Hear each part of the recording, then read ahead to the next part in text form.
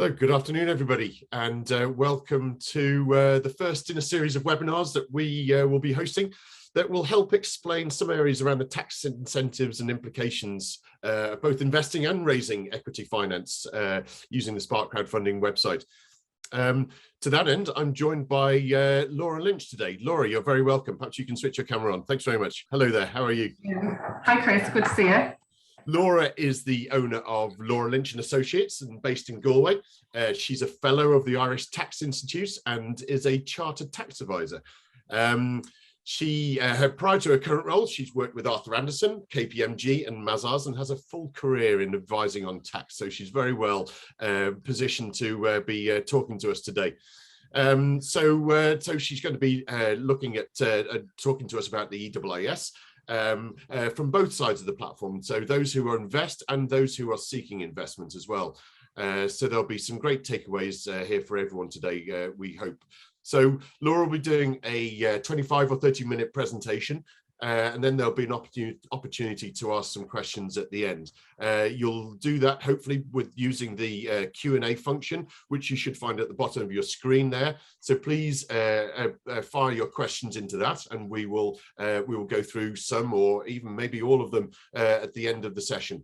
So please don't use the chat function. It makes it a lot easier if we've got it all through there. So I think that is the starting point. So Laura, if you'd like to share your screen, we can get started. So thanks very much, and away you go.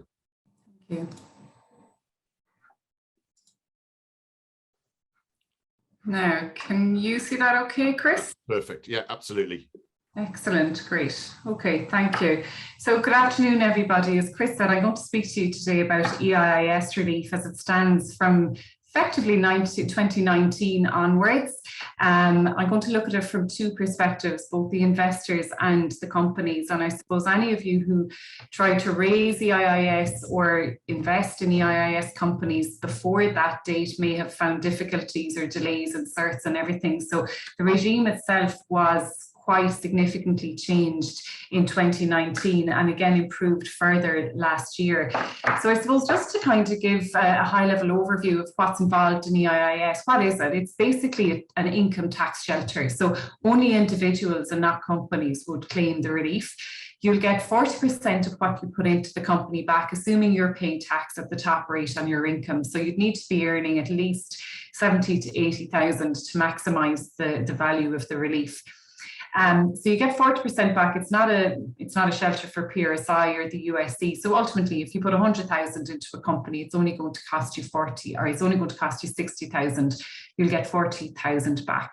How do you get that back? You have different ways of doing that, depending on whether you're a PAYE or a self-employed individual. We can look at that later.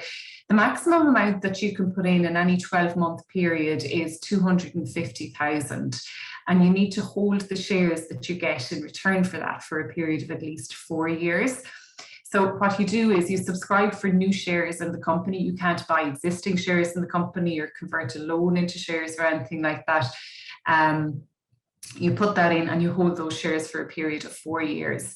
Now, in principle, you could put $500,000 in during the tax year as well, but you need to hold on to those shares for a period of 7 years. So in practice, we come across that very rarely.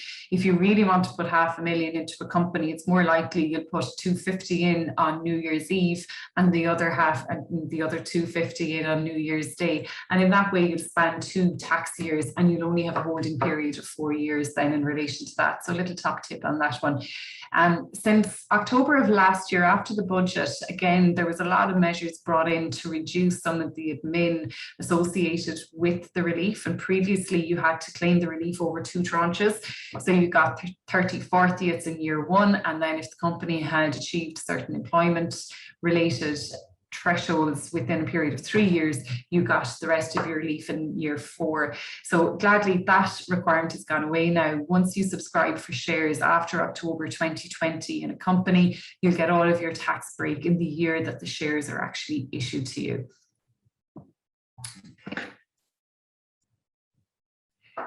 So other significant changes that were brought in 2019, most of them really good. So previously you had to subscribe for ordinary shares in a company, and this left individual investors who wanted EIIS at a commercial disadvantage, because if they subscribed for preference shares along with non-EIIS investors, they got a less beneficial type of share class with less rights attaching.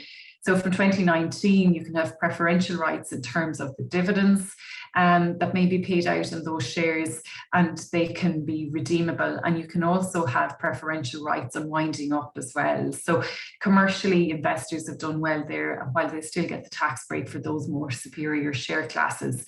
The legislation doesn't provide for conversion into other types of shares, but Revenue do say in their guidance notes that conversion will be allowed in reasonable circumstances, generally speaking, where they could convert into things like Enterprise Ireland type shares, cumulative redeemable preference shares, that kind of thing. There used to be a facility whereby you could go to Revenue and get a letter of comfort from them before you invested in a company, along the lines of, you know, if you go ahead with this, on balance, the company meets the conditions of the EIIS.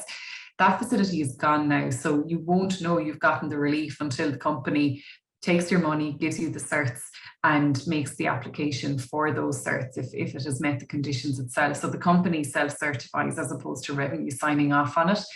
They'll only give a company an advance ruling in terms of some very complicated rules around state aid. It's called GBER, General Block Exemption Rules, which is the thing that complicated everything in the first place and led to the delays before 2019. So they're the only complexities that Revenue will give you some letters of comfort on before the money goes in. The investee company self-certify, which is fixed the problem, I guess, in terms of waiting for the revenue commissioners to certify the relief and investors waiting for their certs to come out. Now, the corollary of that is if companies are going to self-certify, they're on the line if they get it wrong in most circumstances. So if for some reason they do get it wrong and Revenue audit the company and find that there were some failings within the scheme itself or how they operated or you know, the terms and conditions that apply to it, it's the company that has to pay back the investors' tax break to the revenue commissioners and not the investors themselves. So in terms of the balance of power, the balance of risk, it's generally moved over now to the company as opposed to the investors. The investors keep their tax break. There's a couple of situations where the investor will have to pay back the tax themselves, and we can talk about those later in the session. The other thing to watch out for is the paperwork. So very often you would have a situation where the shares would be held by a nominee company, particularly in a scheme where there's lots and lots of investors at small levels. It's unwieldy to have all of them looking to get paperwork off them and to get something signed by them if anything needs to happen in future. So they tend to be held by a nominee, and the EIIS relief on those shares is dependent on the nominee filing a certain tax return to Revenue as well, telling them details of the shares and the securities that they hold as a nominee. If they fail to make that application, the shares do not qualify for EIIS. So that's a very important change and one that would not have been widely known. In the context of friends and founders, so one of the requirements is that the investor can't be connected to the company. And again, this was in response to a new commission review of the scheme that we had. So that basically means that if an individual is what we call friends and founders, but really kind of founders and family, the FFFs, if they invest and support in their associate's business, in their child's business, perhaps something like that, they weren't able to get EIIS, but they brought in a small scheme for a startup capital incentive, they called it. It's like EIIS light for mum and dad. So basically you can avail of EIIS if you invest in a company belonging to relations of yours, but not use the founder themselves. There's lots of rules that apply to that. It's applicable for a very early stage undercapitalized company where they haven't raised more than $500,000 in their lifetime to that date. But you know, that's available maybe in terms of very early value of death funding before you get the seed round and Series A and things like that from other investors. So what's the process? This comes up a lot as well in terms of, you know, what can the company do to get ready for EIIS, given that we can't go to Revenue for a letter of comfort anymore. So the first thing you need to understand about the rules is that there's some very key state aids. These are EU-based rules that you have to comply with. And the starting point in any EIIS journey is going to be the business plan. The business plan has to have narrative, it has to have numbers and forecasts, it has to have P&L, balance sheet, cash flow analysis and forecasts, that kind of thing. Generally the kind of information that you'll be putting in front of investors anyway, but that's going to dictate the availability of EIIS, the necessity to raise state aid, the type of EIIS funding that you're looking for. There's 3 different types of EIIS categories. There's initial risk finance, which is your first time ever raising EIIS type funding.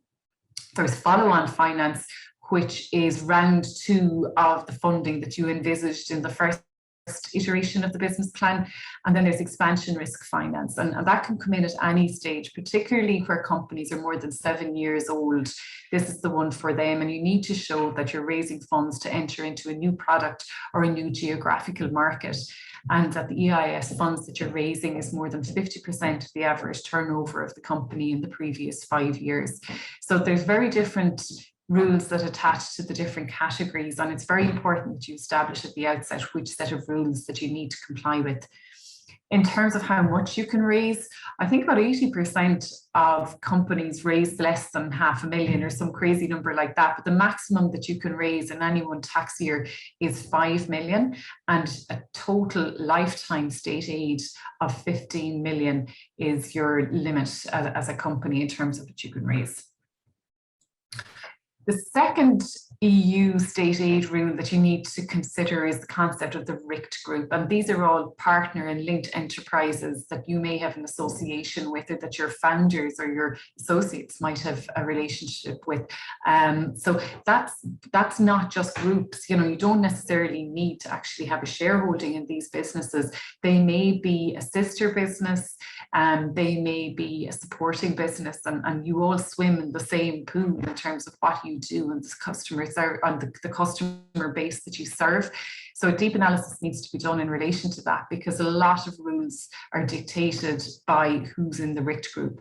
So for example, the RICT group cannot collectively be a firm in difficulty. It must be collectively an SME. None of them can be listed or have plans to do so at the time the shares are issued. And everybody within that RICT group, if they're a corporate entity, their capital must be fully paid up. In terms of the key Irish rules then, so we've got EU rules and layered on top of our domestic rules. So one of the big ones you need to look at there is your cap table, because an EIIS company cannot be controlled by another company. And it cannot control another company unless it meets the qualification of being a qualifying subsidiary. And this control piece is really important, where people are looking at, perhaps as founders, putting in personal holding companies because of their own exit tax planning in future if they're anticipating a large exit. So you really need to kind of sit down and see, well, what are the plans for this company? Is it controlled by another company? At what level is the EIS funding going to come in? If I raise the EIS funding, is it going to deny me the ability to have a tax efficient exit as a founder at a later stage as well? And is there any way around that? So these kind of things should ideally be thought about before you go to investors and offer them EIS in the first place. You need to have thought about your capital structure. Your company needs to exist wholly for the purposes of carrying on a qualifying trading activity, or holding shares in a qualifying company that carries on a qualifying activity, or both. You can have both of those situations as well. Almost everything is a relevant trading activity. There's a list of things that are not qualifying trades for EIIS purposes, and they tend to be sectors which already have supports like film and obviously property development, never a good one either. So things like that too. If you've got a qualifying subsidiary, it's quite limited what that subsidiary is allowed to do. So you need to be very clear about what are the functions of that subsidiary. Is it supporting the holding company's wider trade, or is it itself trading? If it's trading itself, it needs to be operating from a fixed place of business in Ireland, and it needs to be resident in the OECD or treaty country. If it is just providing support services, it can be resident anywhere. So there's a very clear distinction there in terms of what it's allowed to do. And then, as before, there's certain sectors that have their own special rules in terms of internationally traded financial services. You need a certain certificate from Enterprise Ireland, tourist traffic undertakings and green energy companies. So as I said, in terms of getting ready for EIIS funding, the business plan is the be all and end all. It's your starting point, and it really needs to be looked at to make sure that it would meet the criteria that revenue apply in terms of meeting the condition that it's a state aid qualifying business plan. You determine the category of funding, and then you look at the RICT group to see if there anybody in that group that will disqualify the wider group from EIIS, and is there any reconstruction that could be done before the investors to come in to bring the company back into qualifying for EIIS. Another thing that a company has to do is you need to have a valid tax clearance cert at the date the shares are issued. So make sure that you apply for that, and equally then keep your copybook clean with the revenue commissioners. In terms of establishing if a company is a firm in difficulty, there's a mathematical formula for working out what that is. And basically, if your losses are more than the half of the capital that you've raised over the years, then you're technically a firm in difficulty.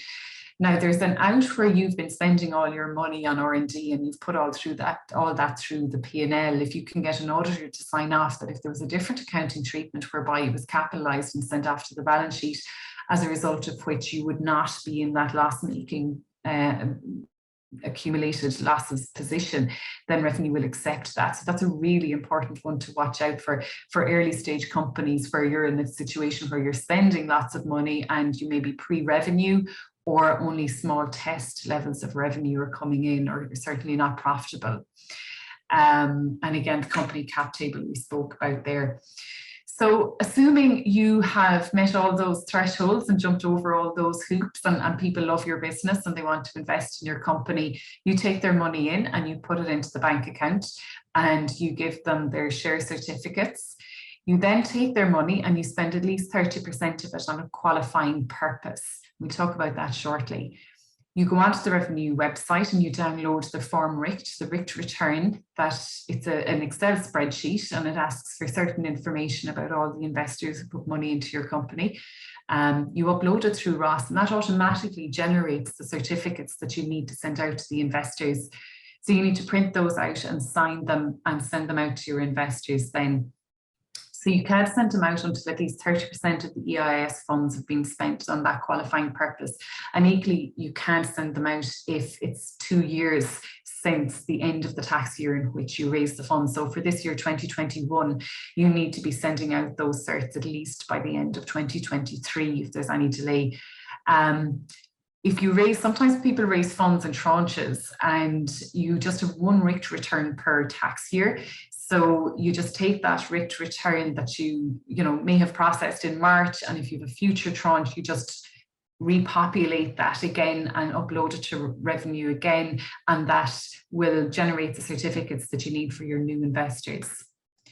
So in terms of what a qualifying purpose is, I suppose it is the trade that you're carrying on. You need to be carrying on relevant trading activities. So all the expenses that you incur using your EIIS funds need to be spent on that particular trade. If you are raising expansion funding, whereby you're entering into a new market or a new product or a new geographical market, you can only spend the EIIS funds on the development of that market or that product. So if you have other spend, you need to find other ways of funding that, whether it's existing overhead that you have or other non-expansion related costs that you might be looking at. You need to find a different home for it or a different way of funding it. You need to be carrying on R&D and innovation if you're not yet trading, and that's accepted as a qualifying trade as well. Your use of the money needs to be for the creation or maintenance of employment. So if you already have at least one employee, the funds need to be spent on them and ideally adding to the team as you go. It's very important that you don't use the funds to buy another company or to take in another business. If you're going to be doing that, it needs to be used to apply for new shares in a new subsidiary, which in turn uses it then for the purposes of a qualifying trade as well. So in terms of when do you have to go to revenue and what have you to tell them and the timelines around that. So that rich form, when you've spent the 30% of your funds, it needs to be sent to revenue and you need to generate your certificates within 60 days of getting to that point. Now they have said, you know, whether there might be a little bit of a grey area, was it Tuesday or Wednesday that you got to the 30% point? So as long as you can show best efforts and within a reasonable time frame, I think that they'll accept that's made. When you're filing the tax return for that particular tax year as well, you also need to tick a box in your form CT1 to say that you raised EIIS funds. Failure to do any of those will result in quite severe penalties actually. So you need to be very mindful. Once the funds come in, you can't just forget about EIIS. There's lots of things that you need to continue to do over a period to make sure that you maintain the company as being EIIS compliant. Revenue have anything up to 6 years after you raise the funds to look at it and to see that you complied with all the terms and conditions of the relief. So what I like to do is just to make sure that, you know, the day that you raise the funds, put a file or a folder together with all the information that we anticipate that they'll need, so that if that is there, when they do come looking, you can just hand that over. So that de-risks things in terms of, you know, changes in personnel or documents gone missing or anything like that. Just scan them all and put them into Dropbox or OneDrive or wherever you keep your files. So in terms of risks and pitfalls for the companies themselves, I suppose the change in the regime has moved some of that over from the investors and the revenue commissioners over to the companies raising the funds. But that's not to say it is a great source of funding for companies, you know, because obviously it can be non-dilutive in certain period times, and obviously it can be a great source of finance, and it can unlock other state aid such as Enterprise Ireland fundings or WDC or Ross or something like that as well. So it's definitely one to look at if it's a company or if it's a funding requirement for you. There's a lot to it, I suppose, as well. So I suppose it is important that you do your preparation work and you get everything reviewed before you go to market and offer the relief to people, rather than going to market and offering it and then finding out that you don't actually meet the conditions at all. So I suppose just from a perception perspective and PR perspective, you have to watch out in terms of what you promise to. There can't be anything in there that de-risks things for investors, or put and call option agreements, or, you know, agreements to take them out or at the end of it, or to guarantee an exit at the end of the period as well. You can provide for redemption of the shares. The company can buy them back, but you can't buy them back at anything other than market value. So they're the kind of things, I suppose, really companies raising the funds need to think about in the context of EIIS. If we move on then to the investors, what do they need to do? Well, I suppose in basic terms, a qualifying investor has to make a qualifying investment in a qualifying company. So what do all those things mean? So a qualifying investor, first of all, your de minimis investment in a company is €250. So anything less than that won't qualify for EIIS. And you have to subscribe for eligible shares. So it needs to be an individual, a human being. It's an income tax shelter, not a corporation tax shelter or a trust shelter. So those entities do not qualify for EIIS. The investor cannot be connected to the company, and this is something that gives rise to a lot of head scratching in practice, because if you own any shares in the company or have a promise of any shares in the company, or your wife owns any or your husband owns any, well then that makes you connected to the company. And every share that you hold within the company, or if you've loan capital, or if you've voting power, or if you've any rights on winding up maybe under the constitution or anything like that, that will automatically render you connected to the company. And that means you won't personally qualify for the tax relief. So it won't taint the bigger picture in terms of, it won't ruin it for everybody, but it's you personally won't get any tax relief in relation to it. And equally, if you become connected to the company at any point within the 4 years after you subscribe for the shares, the EIIS shares, then that'll result in a clawback of your original EIS relief. And I suppose I've seen this in the context of somebody, maybe a smart investor, good knowledge capital, who has been wants to support a company with their own money, and then they might have an opportunity to get bonus shares or share options. They might be invited onto the board in that context or something.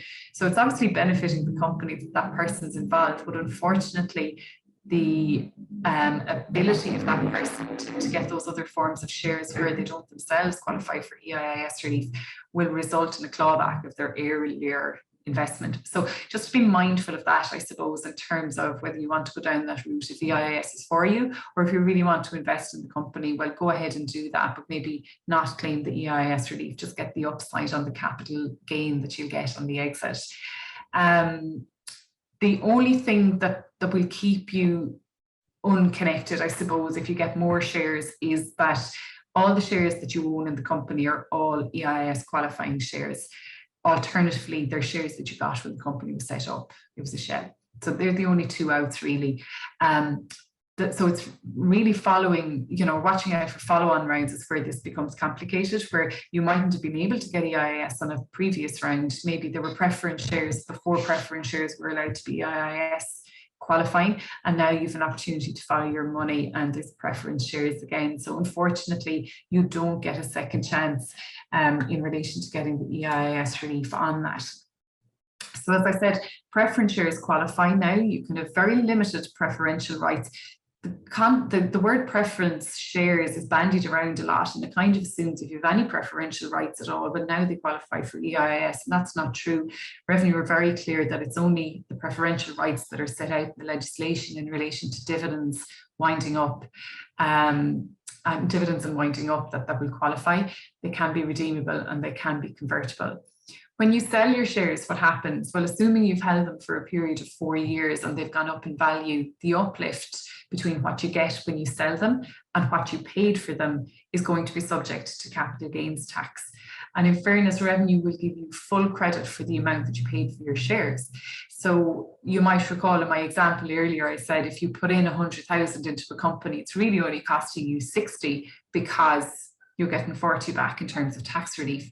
When you sell those shares, you'll be given full credit for the 100 that you paid, notwithstanding that you got 30 or that you got 40% back from the revenue commissioners.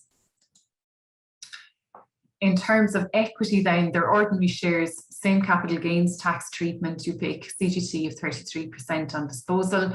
You will get loss relief on exit if you make a loss on it, but that's usually wiped out by the fact that you claimed EIIS relief on the base cost. So going back to my former point, if you have a gain when you sell, we'll give you full credit for the portion that qualified for EIIS in the cost. But if you have a loss, we won't give you a double dip on that.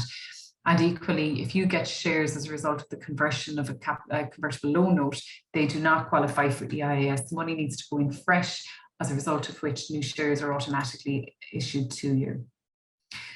So the investor, how do you claim the relief? So we talked about the company spending 30% of the funds and generating the certificates themselves. So what do you have to do? You have to lodge the funds to the company bank account and you'll get the certificates, the share certs then out from the company. When they've spent 30% of their funds on a qualifying purpose, they'll send you your statement of qualification, your SQ. Obviously, there's no real control over when you can expect to get that. It's very much case by case in terms of each company you invest in as to how quickly they spend the funds. Different sectors and different business plans will call for different timelines in terms of when a spend is required. It'd be helpful in that context when you're looking at different investment choices, have a look at the business plan they've provided to you to see, well, if they're raising $1 million, have a look at the cash flow, have a look at the P&L to see, well, when has that, how much of that gets spent and how quickly in terms of meeting the 30% threshold. So you've gotten your certificate then from the company. So how do you get your tax break back? So for a PAYE worker, somebody who's used to receiving only a salary or perhaps pension money, and you don't normally file tax returns, so all of your income is taxed at source through the PAYE system. What you do in those circumstances is you upload the cert, the statement of qualification that the company gave to you, to revenue using My Inquiries or ROS, or My PAYE, maybe a facility like that. And the PAYE section in revenue will see that. they will code the tax relief into your tax credits. So ultimately you'll get the tax relief through your payroll. And what that means is that your net pay every month is going to be increased by the fact that you shouldn't have as much tax to pay anymore for the rest of the year. So let's say you do that in September, you'll also get a big tax refund for all the excess PAYE that was deducted from January to August as well. So if you do that kind of mid to late in the year, it gives you a nice little cash bonus as you're coming into Christmas.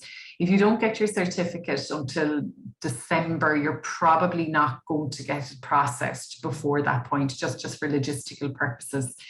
If you're a self-employed person, or if you're somebody who generally submits tax returns, perhaps you've rental income or you're a proprietary director of a company or something like that, and you have to file tax returns, well, then you're going to have to wait until the end of the tax year, file your tax return, put the details of the statement of qualification into it and the name of the company you invested in, etc.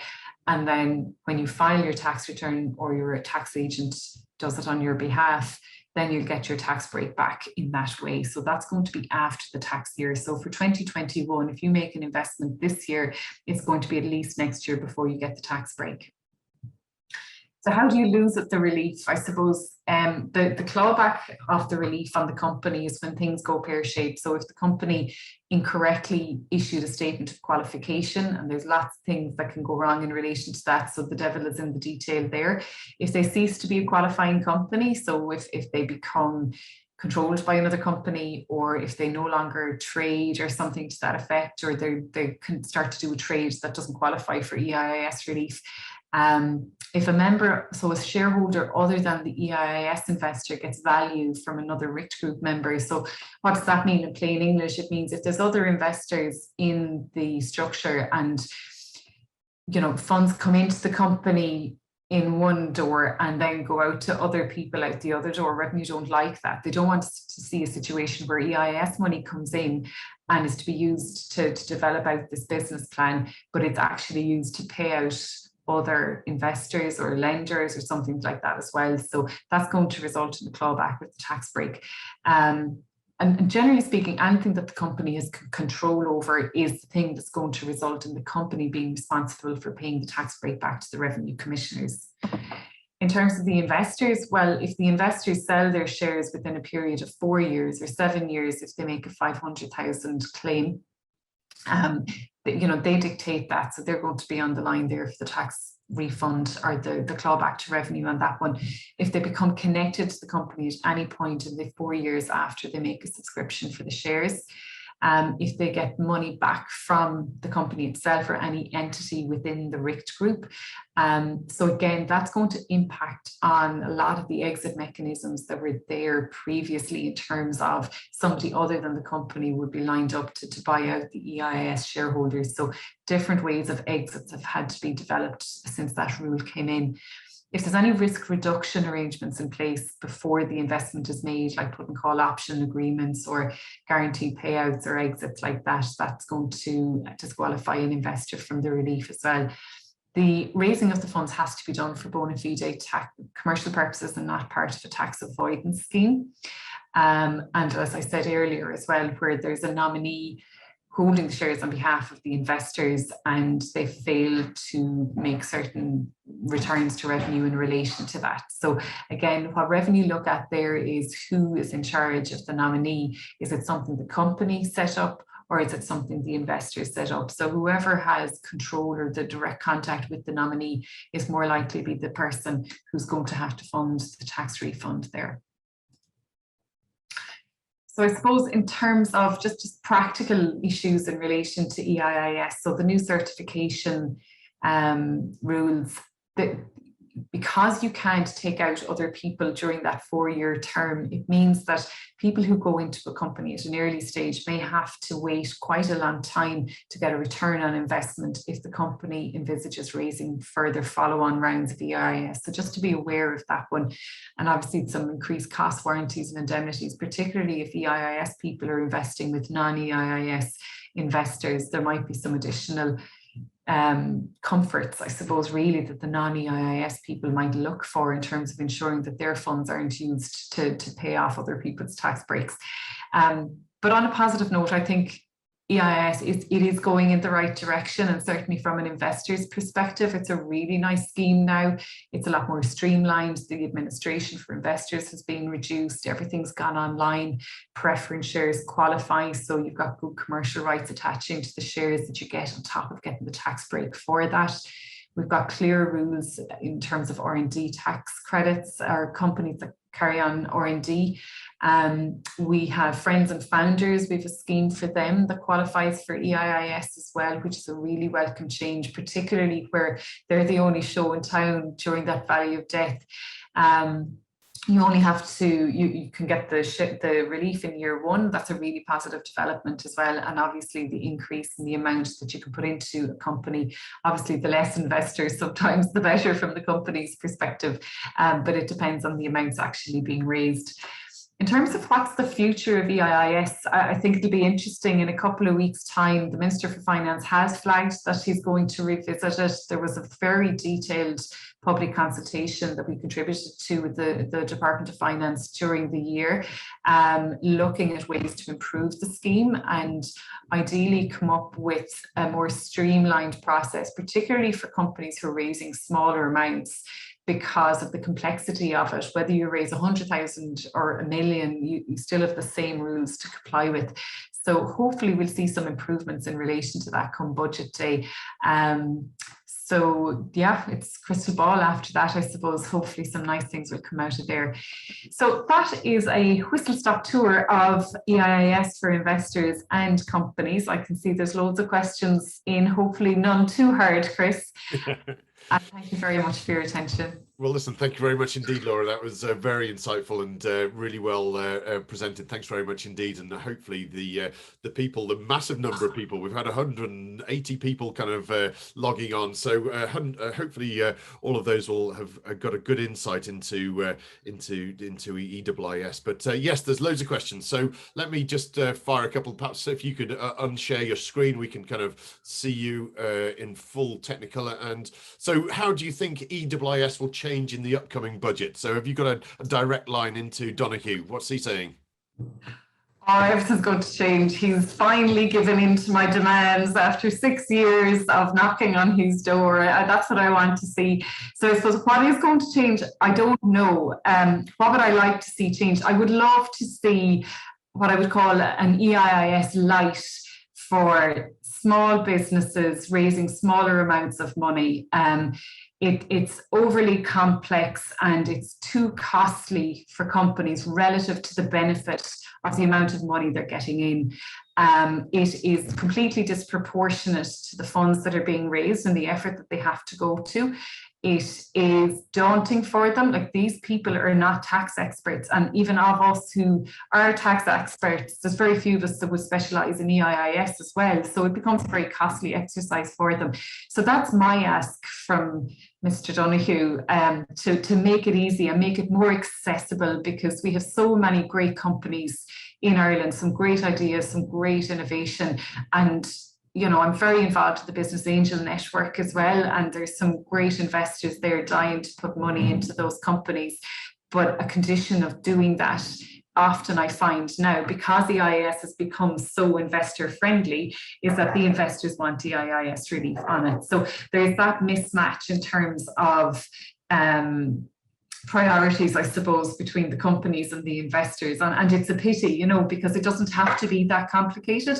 Yeah. There's every other state in the EU and even up to Brexit, the UK have a very simple state aid for investment in companies, and we shouldn't have to. It shouldn't be that complicated. We can surely get a way around that. Yeah, no, it's a great incentive. It really is, and 40% back to an investor is great. But that complication does take the sting out of it a little bit. But yeah, let's hope that some changes can come about. So. So would an Irish-based entity be allowed to give shares to non-residents? Yes. And actually, we've seen that on a number of occasions whereby you might have a UK investor cohort who wants to invest in an Irish company. There's quite a number of different business angel syndicates and the Irish diaspora abroad who want to support Irish companies as well. I've seen it too in very kind of sectoral specific. So you might have something like medtech, a really great medtech company, and you've got loads of cardiologists in Scotland or something like that who are very much invested in this technology coming onto the market for them. So it can be done. It certainly can be done. And you just basically have to satisfy both the Irish rules and the UK rules. The UK rules, like I said, are less complicated, but the investment by non-Irish investors does not in any way taint the Irish one, as long as the main conditions are the relief are met, you don't get controlled by another company, things like that too. Sure.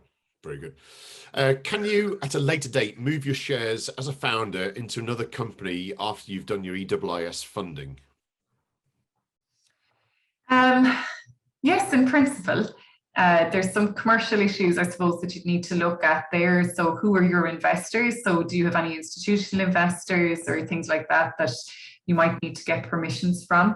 Once you move shares from one person to another, there's going to be a tax consequence to that. You're going to have capital gains tax if the value of the shares has gone up, and you're going to have stamp duty to pay by the new shareholder if that's like a personal holding company. Now, there are ways of doing it in a tax neutral way whereby you do a share for share. It's a tax relief you have to claim. There's conditions attaching. If you're going to do that, you need to start thinking about that before you bring EIIS into your company, because if you end up in a situation where you have a company that owns a big share of your EIIS company, your EIS company isn't a qualifying company anymore because it's controlled. It works nicely where you've maybe more than one founder. They might have individual holding companies themselves. So not one individual company controls your company, as long as you and your founder aren't yourselves related either. So definitely have a look at that one. Have a look at your share structure. These are the kind of things you need to look at before you present EIIS as a done deal to investors. Very good. Is there a temporary exemption due to COVID for the company in difficulty criteria? Yes. Yes, there's it's complicated. The details are in the revenue guidance notes. They certainly had a dispensation in relation to not being able to meet the employment thresholds and things like that in relation to COVID as well. Very good. Okay. What will happen if to the EIIS if there are a change to the upcoming budget? Could it affect the existing investments that somebody has in a business? That would be very unlikely. There would be grandfathering rules. Typically, any new changes that come in would all have a commencement date. So they would say it applies to shares issued after the budget day or the day that the finance bill was enacted, which has been Christmas Day for the last couple of years. Or you could say these changes are to take effect for shares issued on or after the 1st of January 2022. Very good. Very good. If investors are invested in a nominee account, can the nominee be a UK company? Yes, in principle. Yes, in principle. Yeah. Very good. Now, I would caveat that, like, there's a way of investing through what they call a designated investment fund, and that has to be subject to Irish revenue approval. That's a completely other kind of thing. It's whereby a fund will be raised of, say, 20 million, and its remit is to invest it in lots and lots of different EIIS companies.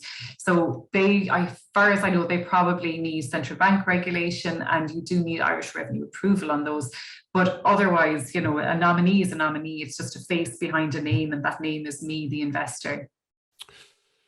If one invests into an EIIS funding in an initial round, can they still invest into the subsequent EIIS funding round, or will they be a connected person at that stage?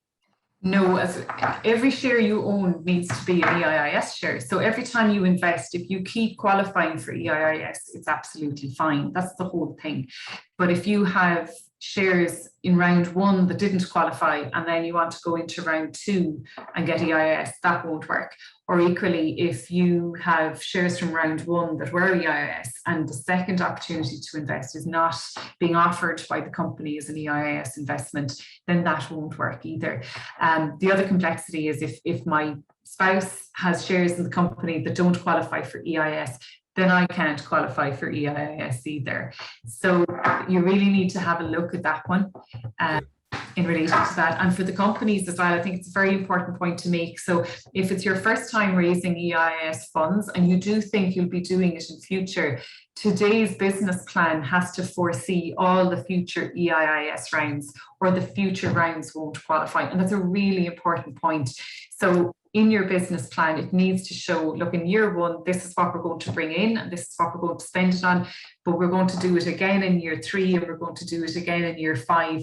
And this is what we need that money for. We want to build a factory at that stage, or we want to expand into America at that stage, or whatever the case may be. But that first initial business plan has to foresee it in order for it to be allowed to qualify for EIS under the follow-on criteria. Okay, very good. Thank you very much. As an investor, is the year that you receive your EIIS relief the year that you invest, or the year that when the 30% has been spent by the company? The year that the shares are issued. So for 2021, you put your money in this year and the company will give you a share cert for a date in 2021. Then that is the year that the tax relief applies to. The company mightn't spend the money until next year, but they will give you your cert, but you claim it against your 2021 tax return. And in a kind of probably obscure scenario, but if they take over a year to spend that 30%, does it still classify for 2021? Yeah, it all goes back to the date that the shares were issued, the day that you subscribed for the shares. So you might have filed your return in the meantime. So you just have to go back when you get that cert, you send it back into revenue and they will amend your return and they'll send you out a cert, or they'll send you out your refund for that. And that happens quite frequently. I mean, there's lots of situations, particularly in the old ones, the 2018 and behind that ones, certs are still coming out, you know what I mean? So generally speaking, you have 4 years from the date of claiming that you're allowed to claim a relief to make the claim. So the company has to send them out within 2 years. But if there's extenuating circumstances, you'd hope revenue would take a reasonable approach, like, you know, pandemics and stuff like that might happen in the meantime, that you may have experienced delays or whatever the case may be. So I think communication is important there, just letting revenue know, look, that this happened, there's been a delay as a result of it. Extenuating circumstances, whatever, maybe just to kind of, if you are worried about something like that. Very good. Can the investment cost be carried forward for offset versus future years' income tax? So you have to use it up in the year that you make the investment. And if you don't have enough income to use it up, then you can carry it forward. So if you put 200,000 into a company this year and you've only 100,000 of income, then you're not going to be able to use it this year. So you can carry it forward to future. But, you know, that's not giving you the optimal return on your investment, because some of it you'll get back at 40% and some of it you'll get back at the 20% rate, because you'll have used up your standard rate band. So I suppose ideally you should make a call in any tax year just to make sure you're going to maximize it. You should know what your income levels are going to be for that year. And remember, they shelter all income. So it's rent, it's dividends, it's pension, it's salaries, it's all that kind of thing that's taxed at the top rate. This question here, did you say that an investor needs to invest a minimum of 250k per year to qualify? Well, no, not a minimum of 250, a maximum of 250k. So I presume that can be split across multiple investments and companies. Yeah. So minimum 250 euros in a company. Yep. And a maximum relief of 250,000 across all companies in a tax year. Yeah, okay. So it can be spread across, you know, 1 or 21 or 101 companies if you wanted to, I suppose. Yeah. Well, no, because then you wouldn't have done 250 in each one. Sorry, of course. Yes. What happens if the company raises more than 500k in a funding round? But nothing there, I don't think, does there? Spend it all, send out your certs. I think the question might be if you put more than 500,000 in. So as an investor, if you put more than 500,000 in, then you can only claim the first 500,000 in the year that you subscribed for it. And then if you've oversubscribed, you can claim that in the following year. Very good, very good. Can you avail of EI funding with EIIS? Could a company get EIIS funding and a VC funding? Yeah, I've seen all of those co-investing, and Enterprise Ireland are really supportive of EIIS actually as well, and they're very supportive on the R&D side in particular. Now, both of them are a form of state aid, remember, so you need to be careful that you haven't overdone the limits or overbaked the limits in terms of how much you're allowed in terms of state aid in the year in your lifetime, but you're allowed up to 5 million in a 12-month period and 15 million in your lifetime. So it's really rare that those thresholds would not be met. And then, because I would find, anyone who's raising 5 million of EIIS tends to be a very capital intensive project, like a wind farm or something like that. And I don't think Enterprise Ireland tend to support those kinds either. So you should be fairly okay in relation to that. But I've seen all kinds of syndicated deals where people co-invest, and some of them are EIIS, some invest through their pensions, some of them invest through their companies, some of them come in with a VC, and then EI will come in and match all of it, or up to whatever their permitted limits are. Very good. What happens if the company is sold within the 4-year period? The investor has to pay back their tax break. So hopefully it's sold for significantly more than you paid for it, so you shouldn't be at a loss that way. You shouldn't mind having to put your hand in your pocket for that tax break.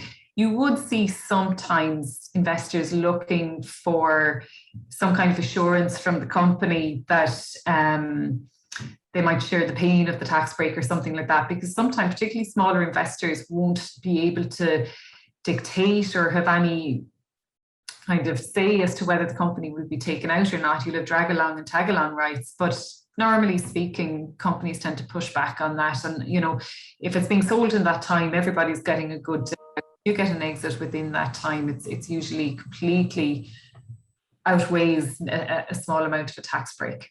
Very good. Listen, we've got loads and loads of questions coming in here, but I'm also concerned about the time that we've got. So we'll have to wrap it up there, I think, Laura. But listen, thank you very, very much indeed for all of that. It's been very, very insightful and very useful.